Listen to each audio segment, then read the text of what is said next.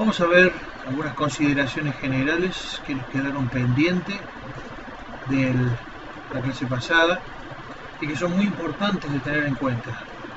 Bueno, en primera instancia, C es un lenguaje de funciones. Por ejemplo, la función void, main void, o sea, la función main es la función más importante por la cual tenemos un programa en C.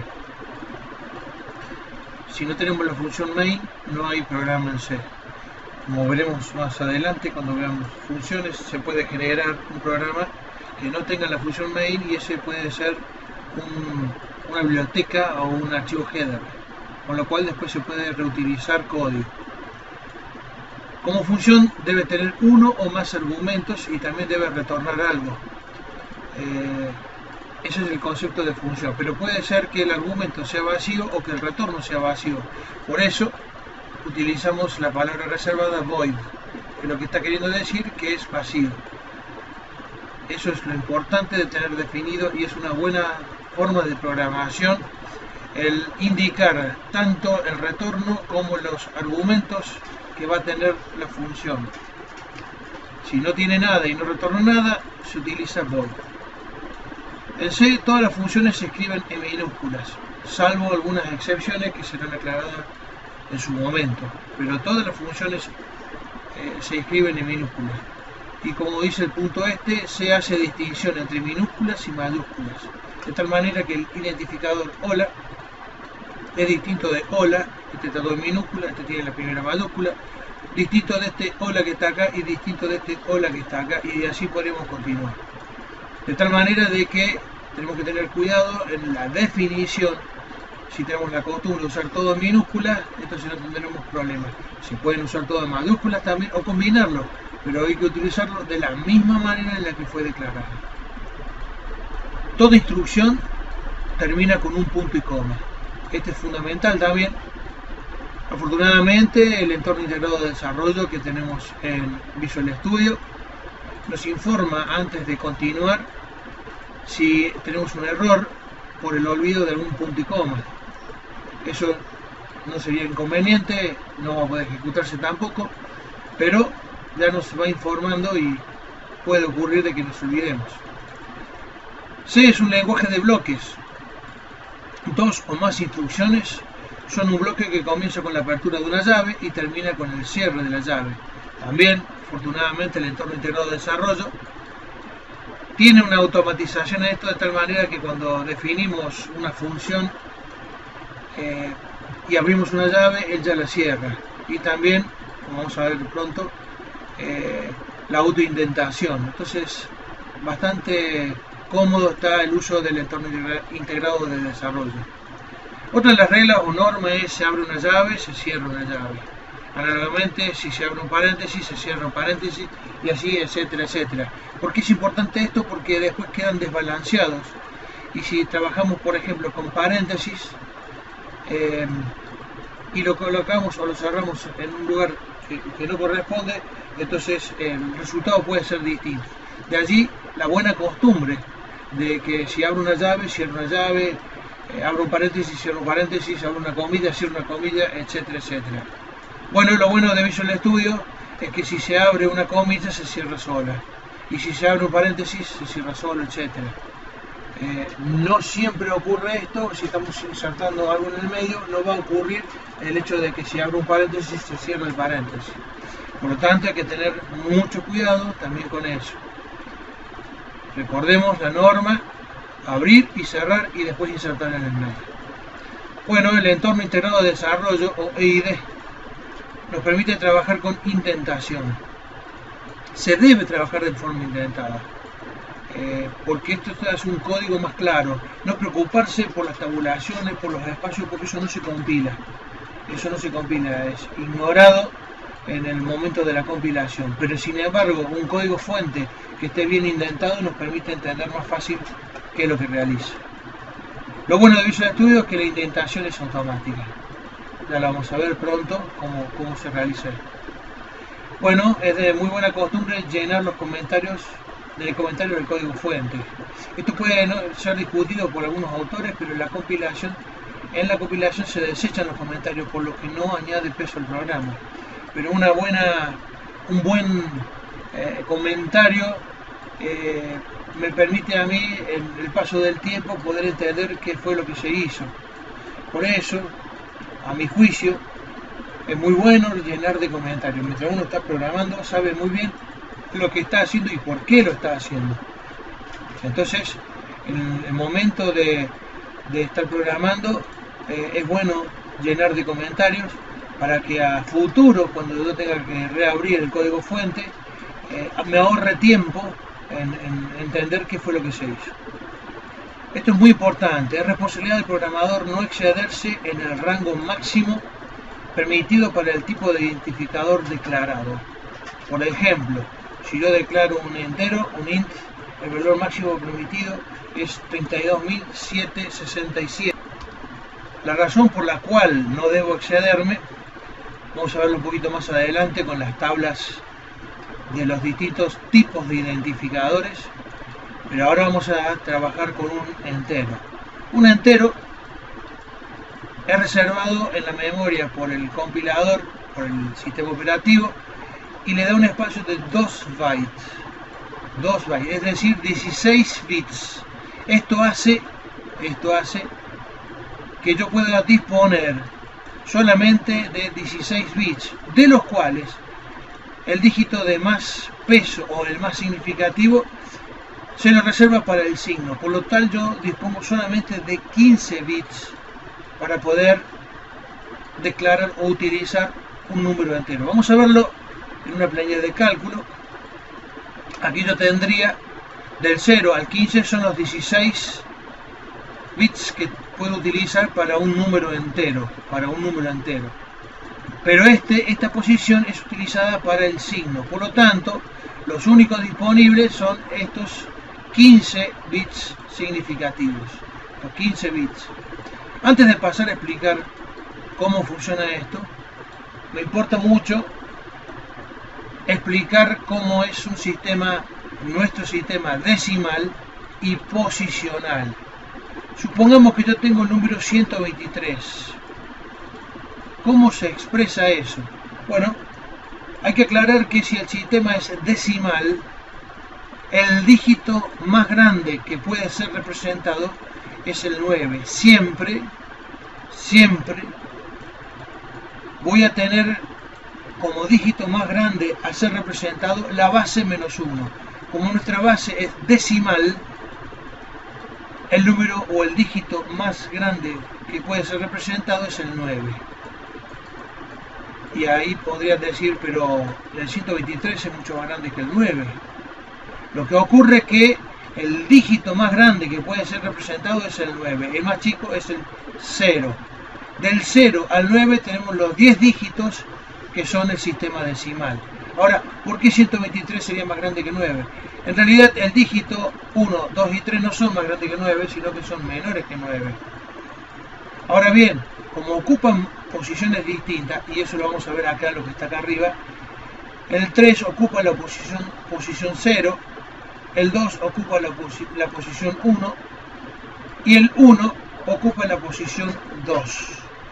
Esto hace que, como el sistema es posicional y la base es 10, este 3 se represente de la siguiente manera: 3 por la base elevado a la posición. Entonces, ¿qué ocurre? 10 a la 0 es 1, que es lo que está acá, y el 3 que yo tengo representado acá sería el dígito significativo. Entonces 3 por 1 me quedaría 3. Veamos el 2 ocupa la posición 1, entonces 10 elevado a la 1 sería 10. Por el dígito significativo sería 2 por 10, 20. Y por último, este 1 que está acá sería el 1, el dígito significativo, por 10, como está ocupando la posición 2, va a ser 10 al cuadrado. 10 al cuadrado es 100, con lo cual 1 por 100 es 100. Al sumar estos tres valores, estaría representado el 123. Estas son las unidades, estas son las decenas y estas son las centenas. ¿Por qué son decenas? Porque 10 a la 1 es 10, 10 a la 12, 100 es entera. Y así podríamos continuar. Entonces, depende de la posición que ocupa, va a tener un valor que es la base por el exponente de la posición que está ocupando. Lo mismo ocurre acá, con la única diferencia de que la base es 2.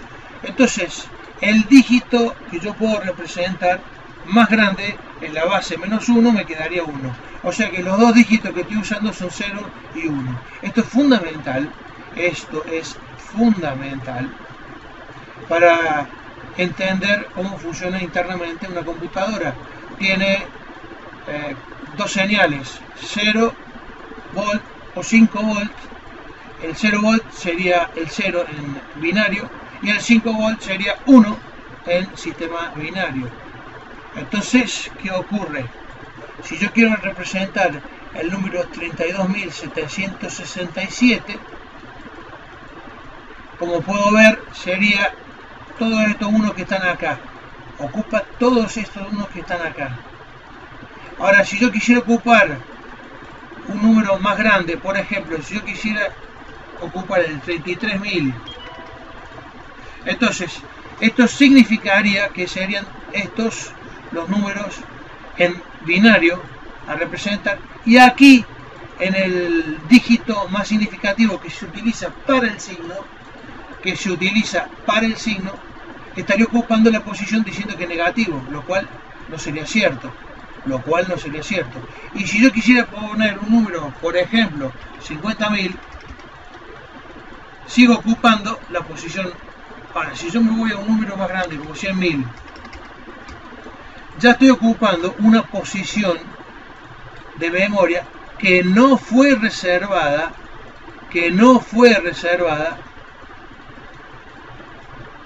para guardar un número entero. C++ no hace control de contorno, con lo cual esto implicaría que yo estoy ocupando una posición de memoria que no fue reservada. Como no hace control de contorno, entonces simplemente pone un 1 acá en una posición de memoria que no fue reservada, pero que podría haber pertenecido a otro dato, o a otra instrucción, o a otro, vaya a saber qué. Con lo cual, involuntariamente ocurre una modificación, ya sea en un dato, ya sea en una instrucción, que hace que o el programa fracase, o que otra variable se haya modificado sin que tú haya tenido el control de eso. Por eso, como habíamos dicho, es responsabilidad del programador no excederse en el rango máximo permitido para el tipo de identificador declarado. Por eso es responsabilidad. El lenguaje, el compilador, no hace un control de contorno de manera de que nos avise que nos hemos excedido. Ya vamos a ver más adelante, cuando veamos los distintos tipos de identificadores, cómo podemos saber o utilizar un entero más grande si yo lo necesitara. Entonces, si yo necesitara, por ejemplo, ocupar este, pero que no es para el signo, sino que es significativo, me daría como número más grande el 65.535. 65.535. Ese es el entero sin signo más grande que puedo ocupar. Pero lo vamos a ver más adelante, pronto en las definiciones. Entonces, como vemos, si yo necesitara un número decimal, un número entero de mayor a 65.535, tendría que buscar alguna otra forma de establecerlo, y la hay. Se permite trabajar con enteros de grandes dimensiones. También es muy importante el hecho de que deben inicializarse todos y cada uno de los acumuladores, porque el compilador no los inicializa. Vamos a ver un ejemplo para que pueda entenderse esto. Este es el programa que hemos visto de ejemplo y vamos a volver a ver. Si yo acá declaro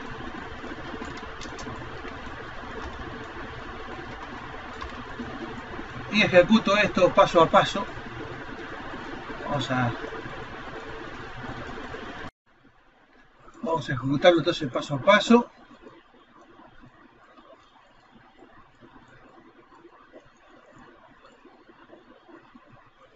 Para ver el estado de esta. Bueno, tendremos que poner primero una interrupción para que. Ahí está. Vamos a probar de nuevo entonces. Se salteó en este caso, bueno, coincide con 0, pero en general lo que va a decir o puede llegar a decir es cualquier valor. Cualquier valor. Vamos a poner a ver aquí si se puede observar. Ahora sí.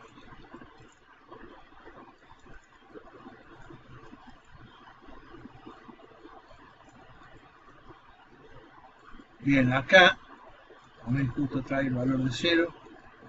Y bueno, en este caso no están ocupadas, pero en algunas situaciones ocurre que el valor que no está siendo usada, por eso. Ninguna de las dos, y fue lo que me avisó en la advertencia de que no está siendo utilizada. Pero vamos a verlo más adelante cuando empecemos a hacer algunas declaraciones que realmente puede llegar a tener cualquier valor. Cualquier valor. Y si uno lo utiliza a eso como acumulador, podemos colocarlo. A ver, vamos a probar esto.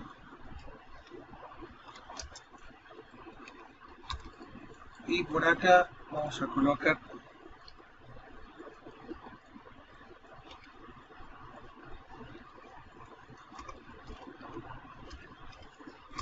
de tal manera de que vamos a parar acá, ejecutamos y ahora vamos a ver el valor de, bueno, sigue valiendo 0, tenemos que probarlo de otra manera.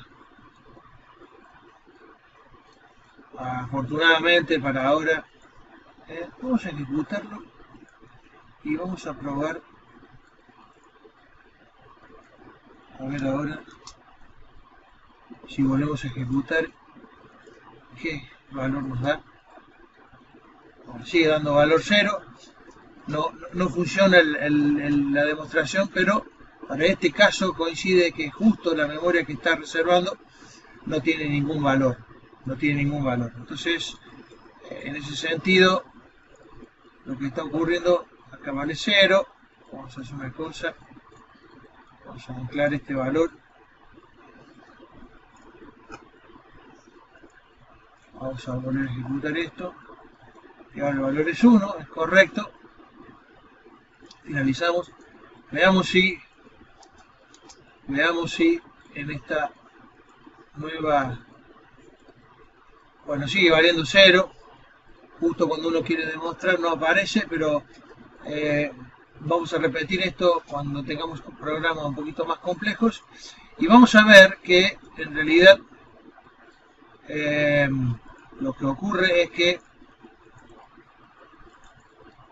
puede tener cualquier valor, y al tener cualquier valor, entonces al acumular va a dar valores erróneos no esperados, obviamente. Por eso deben inicializarse todo y cada uno de los acumuladores. En el caso del for, por ejemplo, por naturaleza o por propia declaración, existe el iniciador del for, y en ese caso estaríamos salvados, solamente en ese caso. ¿Está? Y solamente tenemos que aclarar que los acumuladores, ya sea contador, el contador es un acumulador particular, acumula de a uno, pero es un acumulador. El acumulador más genérico acumula cualquier valor, ya sea una constante distinta de 1 podría ser, o una variable. Entonces, cualquiera sea la naturaleza del acumulador, debo inicializarlo. Se debe declarar todas y cada uno de los identificadores que se van a utilizar, así como su tipo. Esto es obligatorio porque el compilador va a hacer la reserva de memoria cuando comience la ejecución. Por lo tanto, es obligatorio declarar declarar cada uno de los identificadores o las variables. Pero si no lo hacemos, al momento de la compilación va a dar error. Veamos el ejemplo. Vamos a probar utilizar o intentar utilizar una variable sin la declaración. Por ejemplo, vamos a poner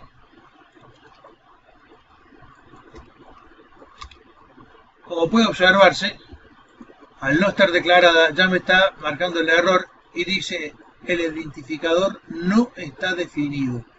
No está definido.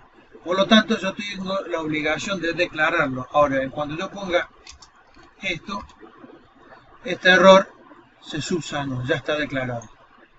Ya está declarado. Por eso, como consideración general, estoy obligado a declarar todo y cada uno de las variables o de los identificadores que voy a utilizar, así como su tipo.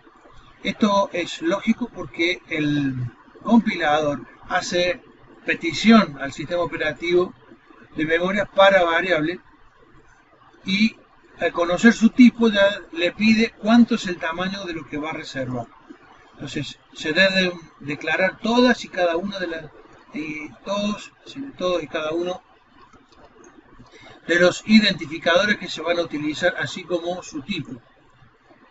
Bien, veamos un poquito cómo es el proceso de linkado, es decir, de enlace que se va a producir para finalmente generar un ejecutable.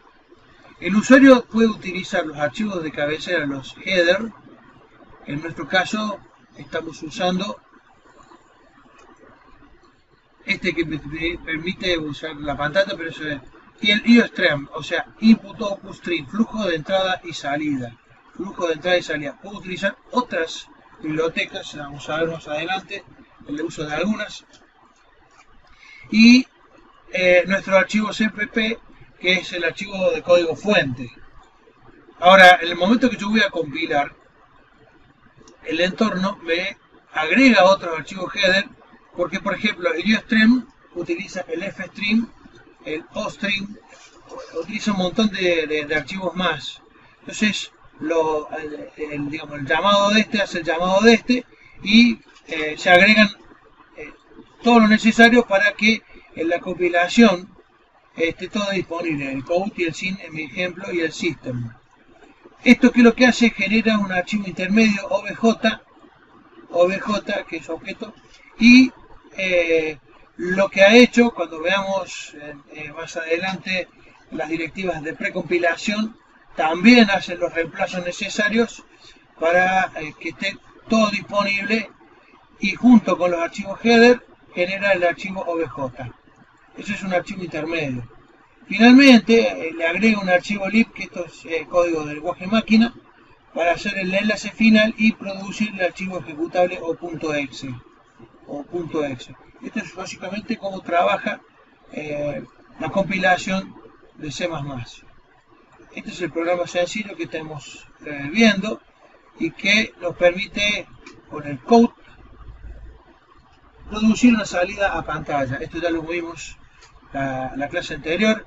Vamos a hacer una mejora en este acento porque cuando nosotros ejecutamos esto, en la pantalla se ve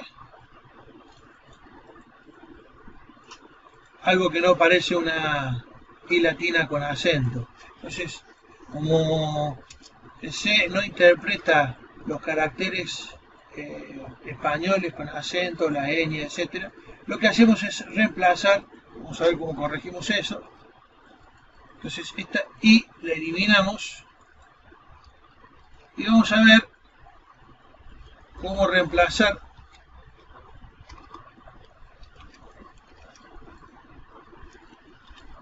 con un carácter.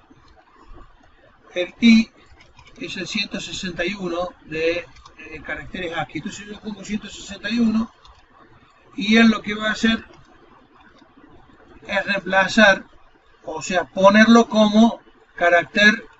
Ahí sí lo va a reemplazar con su carácter ASCII. Si ahora yo ejecuto esto, entonces ahora sí me aparece una línea de texto. Es un artilugio para poder hacer ver, como nosotros estamos acostumbrados, usamos el carácter ASCII correspondiente a ese y entonces él lo puede modificar o mostrar. C++ no es un lenguaje que esté orientado a hacerle la vida fácil al programador, sino que está orientado más bien a que esté más cerca de la máquina, y la máquina no interpreta el i con acento, entonces muestra un carácter que pueda representar. De allí que cuando yo muestro el carácter 161, entonces ahí sí va a mostrar una i con acento. Esto es solamente para tenerlo en cuenta si nos gustaría ver mejor los mensajes que aparecen por pantalla. Entonces, como habíamos visto, la palabra main es muy importante y debe aparecer una vez y solo una vez en cualquier programa de C++, porque este es el punto de partida desde el cual el programa se ejecuta. Como dijimos antes, entonces tiene que estar la función main, que va a ser el punto de partida. Si no está, no tenemos programa. Bien, todo lo demás lo hemos aclarado ya, está todo explicado, la declaración include también está explicada, y tenemos entonces algunas instrucciones que son muy utilizadas. Vamos a ver un poquito cómo agregar algunas líneas más, lo mismo esto. Entonces, si yo ejecuto esto, vamos a reemplazarlo por acá. Otra vez tendría que reemplazar esto como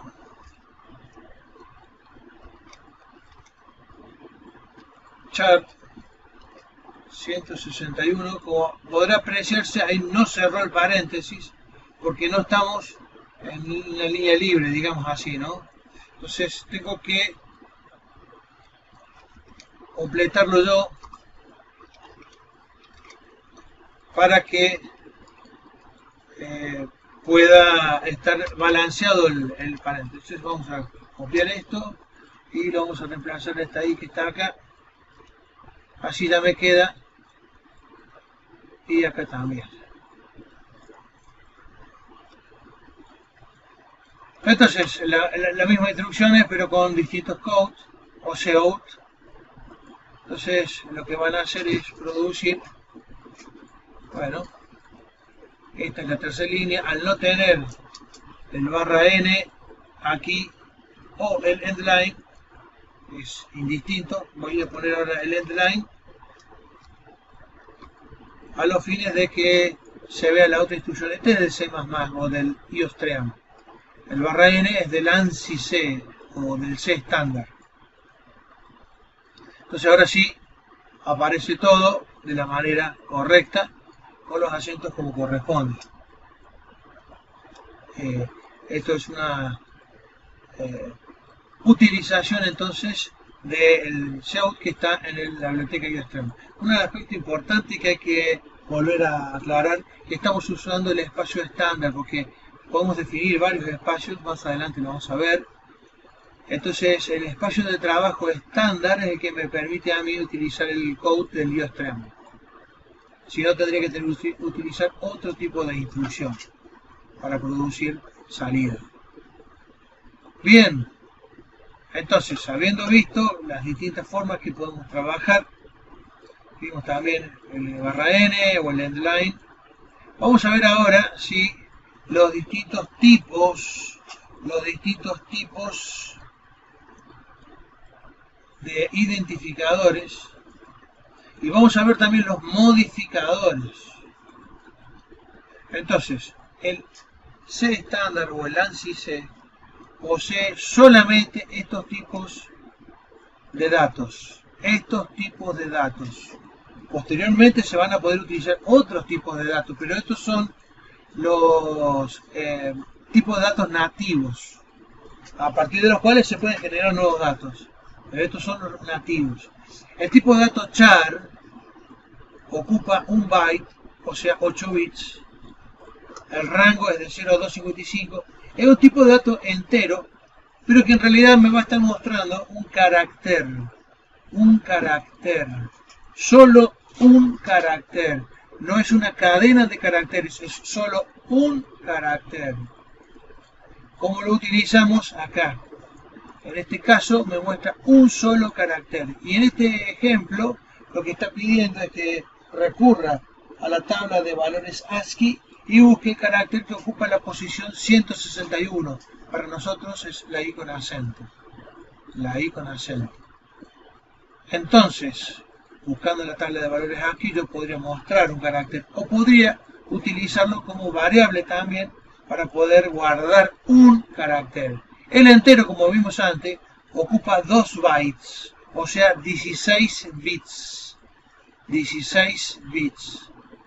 De allí que el rango para el entero sea de menos 32.768 a 32.767. Recordemos que este menos está siendo utilizado en el dígito de mayor peso o el dígito más importante. Si yo declaro un float, ocupa 4 bytes, o sea 32 bits, y el número más grande que puedo representar, o sea, el rango sería de menos 3.4 por 10 a la menos 38, es un número muy pequeño, a 3.4 por 10 a la 38. Sigue siendo un número muy grande. El double sería el doble del float, ocupa 8 bits, o sea, bytes, o sea 64 bits, y el rango estaría dado entre estos valores, que sigue siendo un valor muy grande. El void, como vimos, no ocupa nada de ese valor porque es ausente, ¿no? O vacío. Ahora bien, vamos a ver los modificadores que me permite a mí cambiar algunos tipos. Por ejemplo, tenemos el unsigned y tenemos el long. El unsigned quiere decir que yo no voy a considerar el signo. Acá, cuando yo declaraba el entero, iba de menos 32.768, porque sí consideraba el entero. Pero al declararlo como unsigned int o int unsigned es indistinto. Pero la jerga lo utiliza de esta forma. Los programadores más experimentados ponen el modificador primero. Sigue valiendo 2 bytes el ancho, o sea 16 bits, pero ahora no va a considerar los valores negativos. Por lo tanto, va a ir desde el 0 hasta el 65.535, que fue lo que yo había mostrado en la previa de cálculo. El otro modificador es el long, que lo que hace es duplicar la cantidad de bits o bytes que tiene el tipo de dato. Entonces, un long int, en vez de tener 2 bytes, va a tener 4 bytes.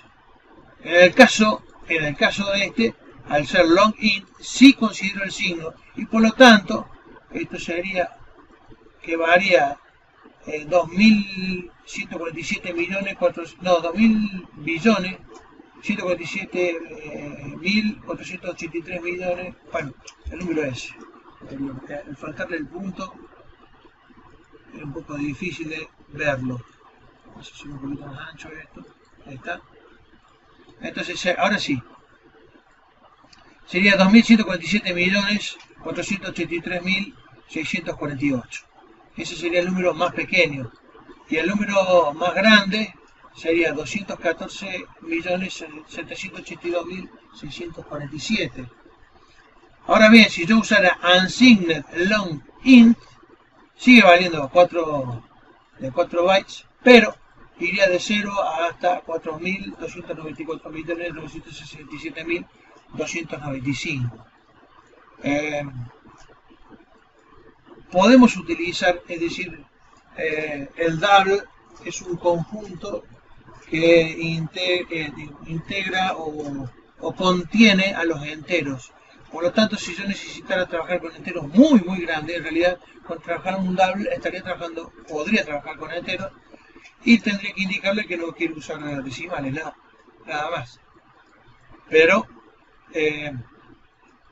si yo pusiera, por ejemplo, unsigned double, este sería un número espantosamente grande como entero, o como decimal también.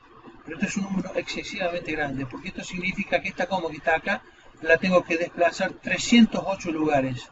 Y en este caso, al menos 308, esta coma que está acá, la tengo que desplazar 308 lugares en este sentido. Es un número extremadamente pequeño o extremadamente grande. Entonces, puedo utilizar el rango de expresión que yo necesite. Recordemos, algunos dirán, bueno, pero si yo estoy trabajando con números pequeños, para eso están las unidades Armstrong. Y si yo tuviese que usar unidades extremadamente grandes, están los años luz, distancia expresada en la distancia que recorre la luz en un año.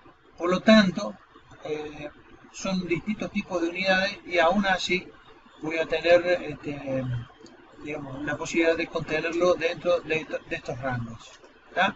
Ahora bien, hablamos del signet, del signet que le quitaba el signo y el long que duplicaba el tamaño. ¿Qué ocurre si yo quiero volver a utilizar el signo? Entonces para eso está signet.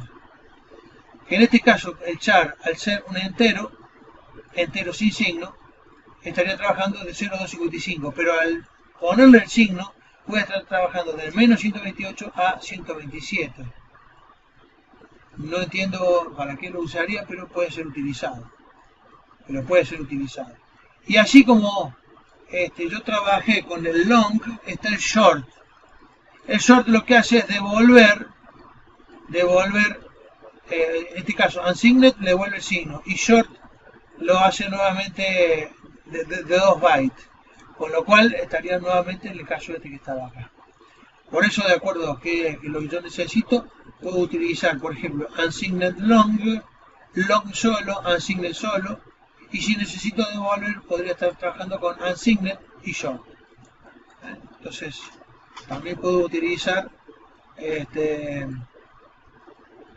cualquier combinación de ellos. Obviamente, si voy a usar signet y unsigned, es una contradicción, no puedo usar esa combinación. Entonces, antes de que se pueda usar una variable, hay que declararla, introducida en el programa. En la declaración se especifica el tipo de variable y su nombre. ¿Está?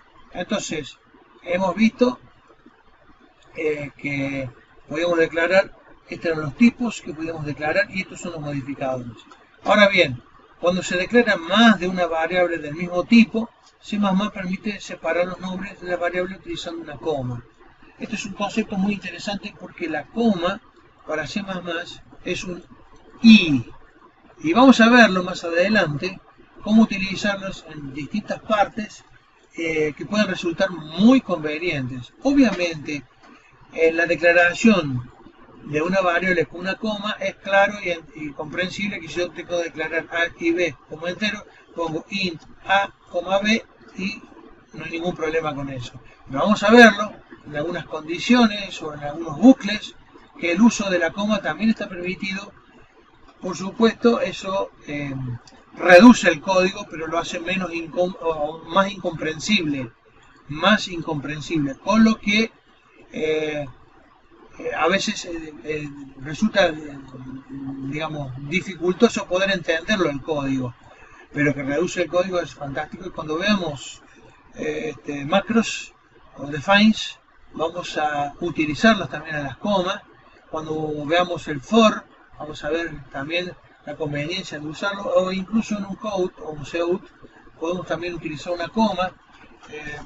Es múltiple el uso de la coma. Recordemos que la coma puede significar un i. Hay que ver dónde y cómo utilizarlo, porque en algunos casos produce confusión e incluso, si bien no hay un error sintáctico, el programa no funciona como uno esperaba. Entonces, cada variable tiene un nombre único. Para que los programas sean más fáciles de leer y comprender, deben utilizarse nombres significativos para la variable. En el caso de el entorno integrado de desarrollo de Visual Studio, es interesante porque cuando yo utilizo nombres de variables muy extensos, no necesito tal vez escribirlo todo. Por ejemplo, podemos declarar entonces una variable con el nombre largo, por ejemplo, saldo acordado, y como se verá es muy extenso. Entonces, si yo necesito utilizarlo por acá,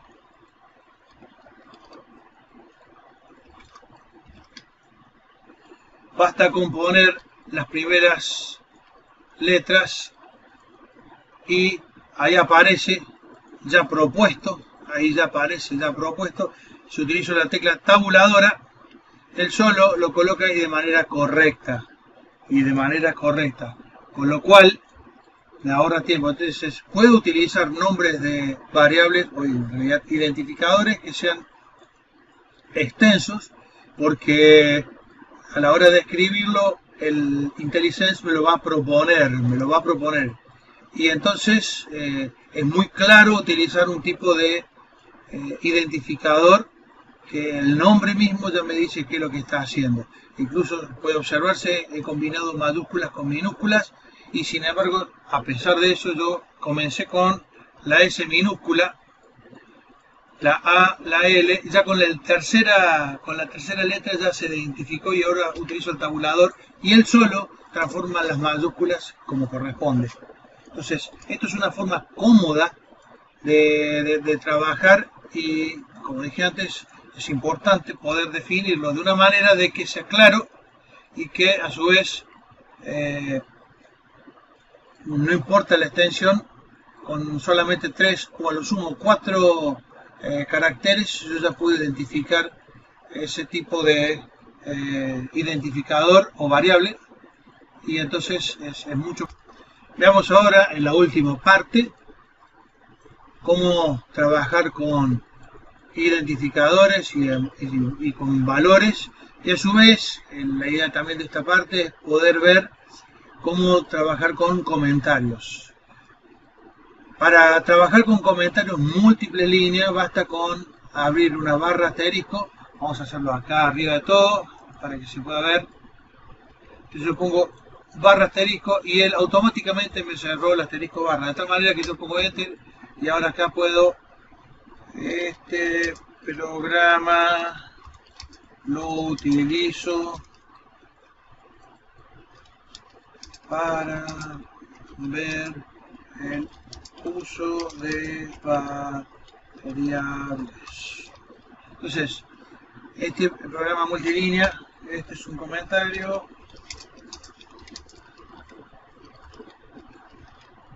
de varias líneas. Entonces, si yo tengo que hacer un comentario múltiple línea, basta con poner barra asterisco, él solo se cierra y inserto allí todo lo que yo necesite. Esto es muy bueno, muy aconsejable para cuando usted definir, por ejemplo, funciones, definir bibliotecas, definir, sobre todo la biblioteca, por ejemplo, decir cuáles son las funciones o objetos que yo puedo compartir desde la biblioteca y para qué las utilizo, por ejemplo, ¿cierto? En otro caso, acá por ejemplo, aquí dice principio del programa, bueno, esto es una redundancia porque el main es el principio del programa siempre. Pero puedo hacer también comentarios de una sola línea. En este caso sería barra barra, y lo puedo ubicar en cualquier lugar. Todo lo que sea, o todo lo que esté escrito después de la barra va a ser tomado como comentario. No importa lo que ponga. Puedo poner hasta una instrucción, va a ser utilizado como comentario y va a ser ignorado. Ahora, si yo quisiera trabajar con todo esto, yo lo tengo hecho, pero no quiero usarlo ahora, me permite acá esto, trabajarlo como comentario a todo lo que está seleccionado. ¿Tá? Entonces, todo lo que está seleccionado ahora pasó a ser como comentario. Si a eso que yo tengo seleccionado lo quiero devolver para volverlo a utilizar, entonces basta con utilizar esto como comentario, o control K o control C y control K de nuevo o control U. Control K sería el más recomendable. Entonces con control K lo transformaría a comentario, como aparece acá, o directamente en el icono. Entonces en el icono ya utilizo lo pasé todo a comentario y lo retorno nuevamente a como estaba antes. A veces estoy haciendo un pedazo de código de programa y por alguna razón no está funcionando bien alguna cosa, pienso otra cosa, pero no quiero perder eso que hice. Entonces a ese pedazo de código lo pongo como comentario y en todo caso le agrego, habría que ver de arreglar tal cosa. Es importante esto porque recordemos que a la hora de compilar todo lo que se ha compilado todo lo que sea comentario es ignorado por el compilador, directamente es ignorado por el compilador, con lo cual no necesitaría borrarlo después. Lo único que digamos le añade peso en todo caso es el código fuente, nada más. Pero de cualquier manera no soy muy pesado de esto, así que no significa demasiado carga, demasiado peso. Entonces eso sería más o menos. Vamos a ejecutar esto y vamos a comprobar que nos muestra bien. Como faltó acá el system pause, entonces vamos a colocar acá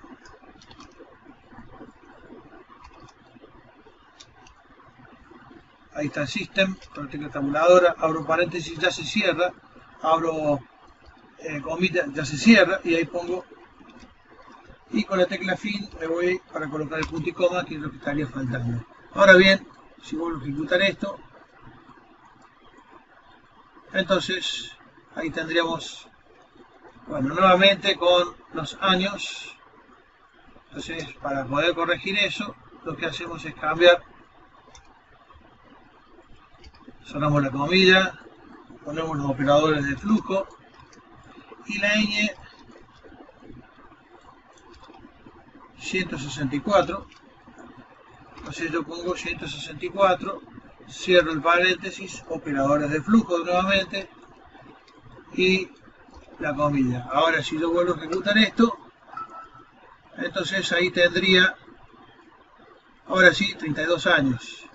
Me faltaría el /n nada más acá, o el L. Vamos a utilizar ahora el /n, y con ello tenemos un programa más vistoso.